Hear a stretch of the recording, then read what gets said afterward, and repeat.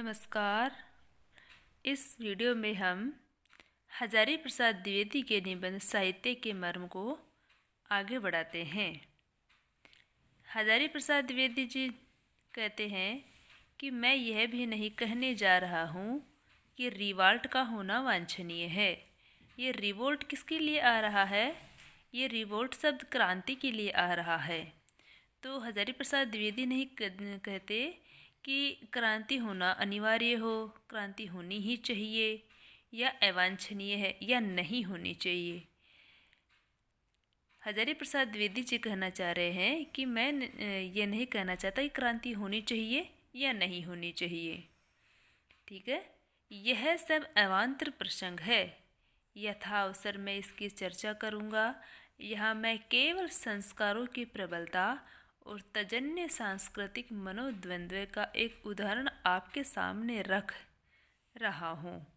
यह समझना आसान है कि कर्म फल की अवश्य प्राप्यता में विश्वास करने वाला नाटककार जगत की समंजस व्यवस्था को चुनौती नहीं दे सकता। भारतीय नाटकों में यह प्रथा रूढ़ हो गई है। धर्मात्मा को पापात्मा से कभी पराजित होता न दिखाया जाए और सद्विचारशील व्यक्ति कठिनाइयों से जूझता हुआ हार न जाने पाए। यह विश्वास भारतीय नीति शास्त्र के मूल में है और भारत के समस्त प्रयत्नों को इस नैतिक आदर्श के अनुसार रूप लेने का प्रयत्न किया गया है।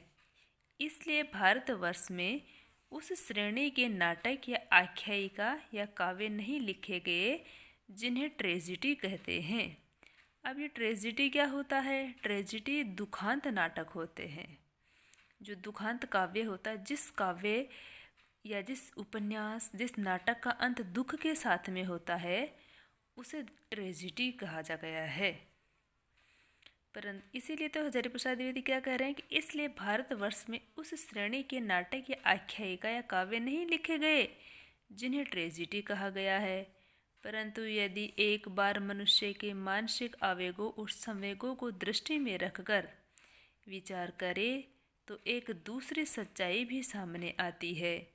मनुष्य के अनेक मानसिक संवेग जो एक दूसरे के विरुद्ध जाते हैं या एक दूसरे को क्षण बल करते रहते हैं, कलाकार के संवेदनशील चित्त में युगपत उत्थित होते हैं। हमारे देश के अलंकार शास्त्रियों ने स्वीकार किया है कि दो विरुद्ध भाव एक ही आश्रय के मन में आ सकते हैं।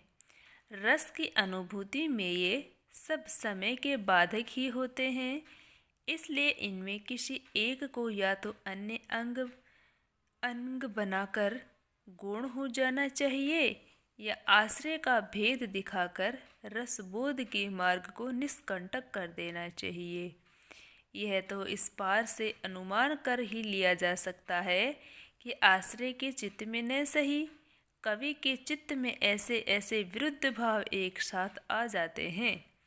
कवि का कलाकार के चित्त में ये परस्पर विरुद्ध भाव अपने विरोधी स्वभाव को छोड़कर बने रहते हैं और अवसर पाकर जब